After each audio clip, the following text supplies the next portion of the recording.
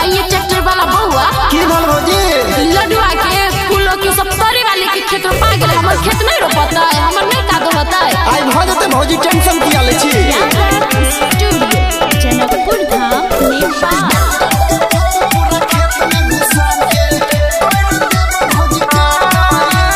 सुखै छै खेत फाट गेल ही दरार रे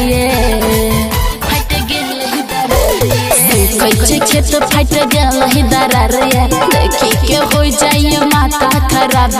लागे के बीत जैसे भागो ये ट्रैक्टर के फार्म पूरा खेत में घुसा के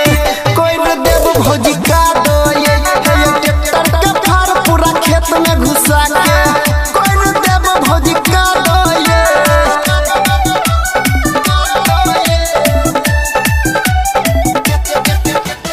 डीजे मुन्ना छिटकी बाजार मधुबनी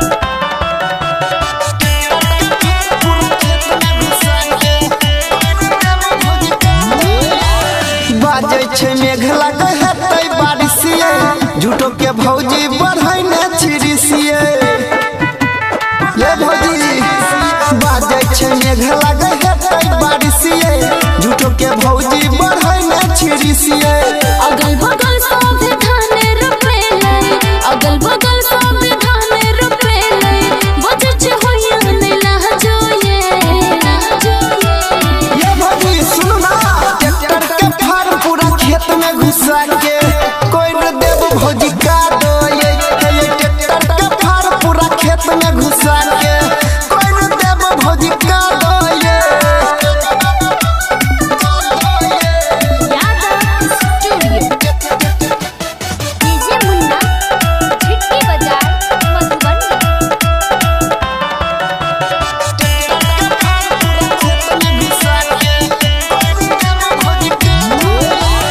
डीजल छे महंगा न जो तब उधारिए लिया भौजी अपनी आदत सुधारिए बुझलिए ये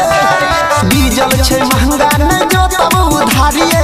लिया भौजी अपनी आदत सुधारिए